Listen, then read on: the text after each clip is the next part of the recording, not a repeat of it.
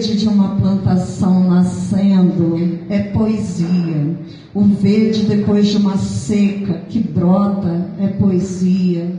O frescor, o barulhinho da chuva, da gotinha caindo à noite na hora do nosso sono depois de uma seca tão grande é poesia.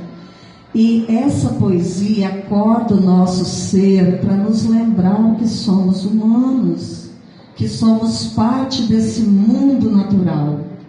E como que nos alimenta?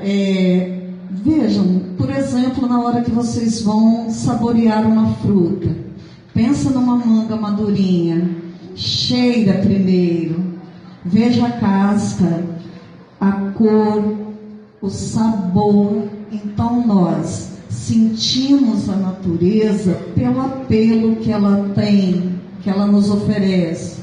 Do cheiro, o gosto, o sabor, a superfície dos seres naturais, tudo isso.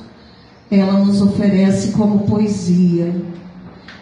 Acorda de manhã, sente dia fresco, olha para o céu hoje de manhã, quanta poesia o dia nos ofereceu pela manhã.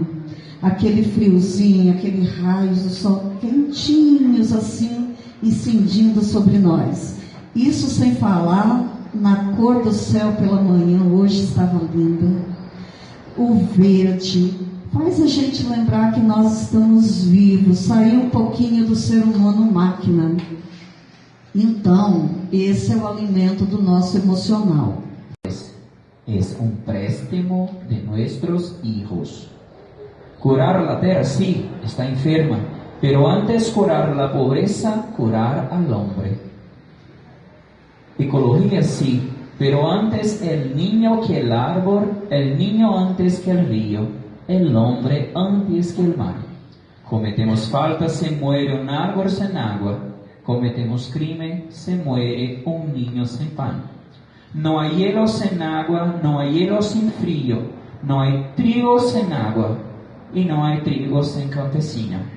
No hay mar sin agua, no hay mar sin marinero en faena.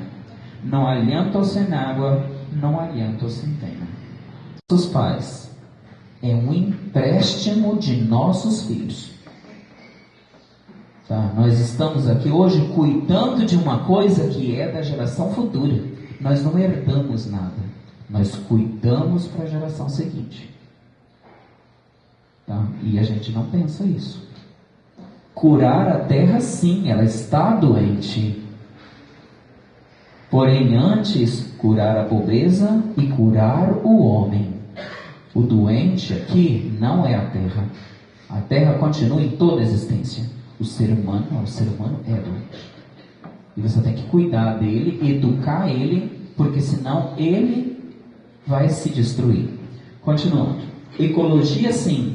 Porém, antes uma criança que uma árvore, uma criança antes que um rio, uma criança antes que um rio. Por quê? Se não existir natureza, não tem ser humano. Qual que é mais importante, a árvore ou a criança? A criança. Só que, se não há árvore, vai haver criança? Não vai ter. Olha que isso que é mais forte ainda, hein? Cometemos uma falta se morre uma árvore sem água, mas cometemos um crime se morre uma criança sem pão. Tá? Então nós não cuidamos nem de nós. E nós pensamos muito no nosso egoísmo, esquecemos que o outro existe. Tá? E quando nós não cuidamos da natureza, isso também acontece. Porque se eu não cuido do que eu tenho hoje, o que vai ter para amanhã? Já pensou isso? É tipo assim, se você não trabalha hoje, amanhã você não tem dinheiro para comprar comida. Se você não preserva hoje, amanhã você não tem nem comida para comprar. Aí o que adianta o dinheiro? Nada. E não há gelo sem água, mas não há gelo sem frio. É o ser humano que sente frio. Não adianta ter gelo se você não sente o gelo. É você que sente. Não há trigo sem água, mas não há trigo sem camponês. Tem trigo sem gente para plantar? Não tem. Não amar sem água, mas não amar sem marinheiro. Nós que demos o nome a ele de mar. Então não adianta amar se não tiver gente vivendo aqui. Não há pranto sem água, mas não há pranto sem pena. Não há choro sem água, mas não tem choro sem dor. Vidas sobre uma região pantanosa. A gente sabe que isso traz consequência. Você mexe com a questão hídrica da região, né? Então, depois nós temos ainda falando sobre Roma, 2 tipos de construções que eles já faziam e que existem acontecendo até os dias de hoje, mas desde aquela época já prejudicava e revestia com o meio ambiente. Então a gente tem ali a construção de aquedutos que são desvios, né, feitos com a água do rio para ela ser utilizada, e ao lado a gente vê as chamadas cloacas, que hoje seriam os nossos esgotos. E deem uma olhada ali, nós estamos falando de 500 anos antes de Cristo, e a maior parte dos nossos esgotos continuam sendo feitos dessa maneira, despejados no rio. Olha aquela segunda foto ali ao lado, né? Despejada ao rio de maneira natural,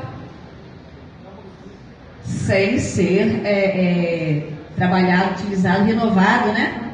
Para ir de volta ao meio ambiente na forma de água, né? Mais purificada. A maior parte, a gente vê os projetos sendo começados. Na nossa cidade mesmo, esse projeto começou a ser ele iniciou-se, desculpa, mas eu não vejo todo o nosso esgoto sendo tratado.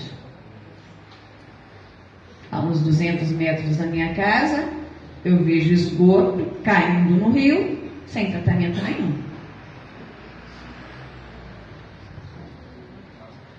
Então a gente vê que a relação entre homem e meio ambiente sempre foi assim, uma luta diária. A natureza tentando se refazer e o homem revexendo. E durante muito tempo a gente vai observar assim, um desenvolvimento tecnológico que o homem foi fazendo, né, na sua história aqui na Terra, que desde a invenção do fogo, o início, depois já na terceira revolução industrial, a utilização do carvão mineral para movimentar as máquinas a vapor. Depois, mais tarde, né, a utilização dos combustíveis fósseis, como, por exemplo, o petróleo, que nós vivemos hoje ainda na era do petróleo, né, nós já comentamos isso esse ano. As quantidades de gás carbônico emitidas na atmosfera, elas vêm crescendo muito, elas vêm aumentando muito. Ruim ou é uma coisa boa pra gente? Nós associamos o efeito estufa como uma coisa ruim pra gente. Só que o efeito estufa, para muitos que não sabem, é um processo que ocorre naturalmente e ele é um processo muito importante pra gente, que é a partir do efeito estufa que nós temos as formas de vida do jeito que elas são hoje. Sem o efeito estufa, a temperatura da Terra hoje ela é de uma média de 15 graus Celsius. Sem o efeito estufa, a nossa temperatura média ela iria por volta de menos 18 graus Celsius. Então, talvez, nós iríamos de calores extremos durante o dia e frios extremos durante a noite. Então, talvez as formas de vida que existem hoje em dia não seriam como nós conhecemos hoje. Ok? Mas como funciona o efeito estufa? O efeito estufa, a Terra recebe a radiação solar, parte dela, quando chega na camada de ozônio, ele já é emitida novamente, ela é refletida, obrigada, e parte dela chega à nossa atmosfera. Essa energia que chega à nossa atmosfera, a Terra absorve uma pequena parte, mas é uma parte mínima, e parte desse calor ele é absorvido por moléculas que estão presentes na nossa atmosfera, ok? Mas que moléculas são essas? São essas moléculas que permitem que nós consigamos viver aqui na Terra. Essa molécula é o vapor de água, dióxido de carbono, metano, óxido nitroso, ozônio e o hexafluoreto de enxofre. Todos esses são muito perigosos quando estão em quantidades grandes na atmosfera. O hexafluoreto de enxofre, o óxido nitroso e o metano são os que mais absorvem calor. Só que nós vamos estudar em específico agora o CO2, que é o dióxido de carbono, ok? Coisa bonita, linda, sentimento, mas não dá, tá? Na matemática a gente vai ver a parte da estatística, a estatística das coisas feias, de verdade.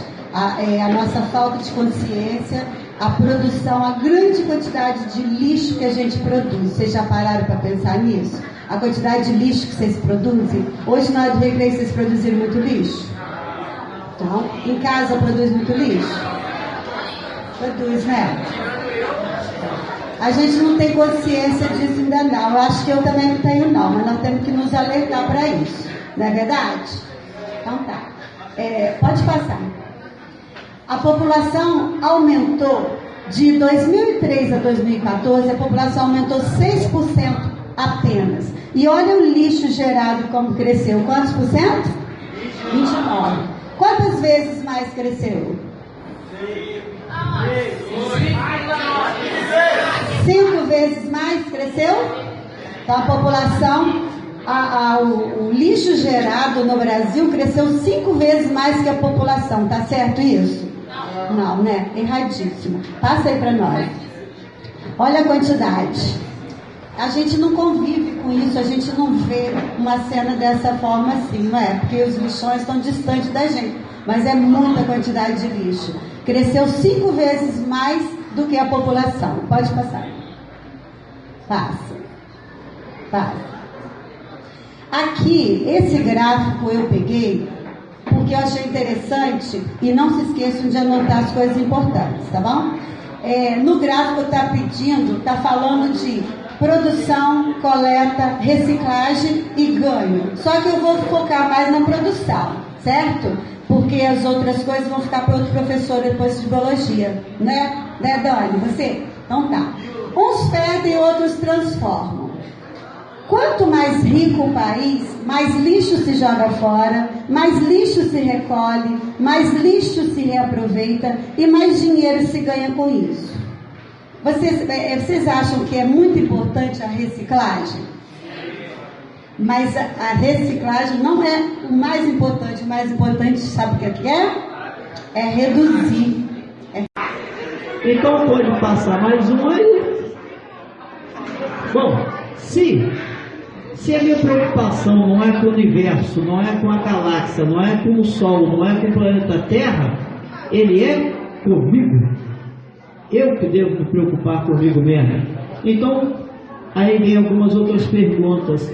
Quanto bom seria se o Rio Castelo fosse água potável, chegar lá e beber água dele direto de onde que está passando? Quanto bom seria se os carros não poluíssem o ar que respiramos?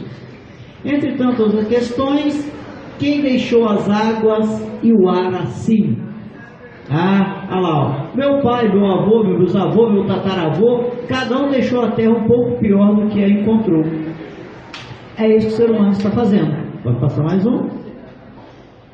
Se eu vou morrer antes da Terra, a Terra está exaurir-se antes do Sol, o Sol colapsará antes do Universo, então vou cuidar bem desse planeta para que meus descendentes tenham um lugar belo e saudável para morar. Tá ok? Assim,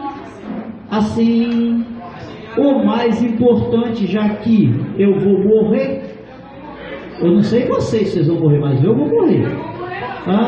Piorando o ambiente terrestre para nossos filhos, netos, bisnetos, a palavra-chave é sustentabilidade. Agora aqui eu vou ser pragmático, porque as áreas afins que falaram até agora, colocaram todas as ideias, muitas ideias de sustentabilidade. Para a física, resumo numa frase extremamente pequena: consumo energético menor que a capacidade máxima de produção. Se eu consumo menos do que eu produzo, vai ter sobra, eu vou fazer uma poupança. Se eu consumo mais do que eu produzo, eu vou falir. Certo? Então vamos ver como é que está a falência do nosso planeta. 3,4 bilhões de hectares globais. A Terra tem 13,4 bilhões de hectares globais. O que é hectare global? Área cultivadas, pastagem, floresta, área de pesca e área edificadas. Essa é a capacidade que o planeta Terra tem. E quantos habitantes a Terra pode sustentar? Quantos de nós? A população está crescendo no mundo. Então quanto? Bom, vai depender de quanto cada humano consome.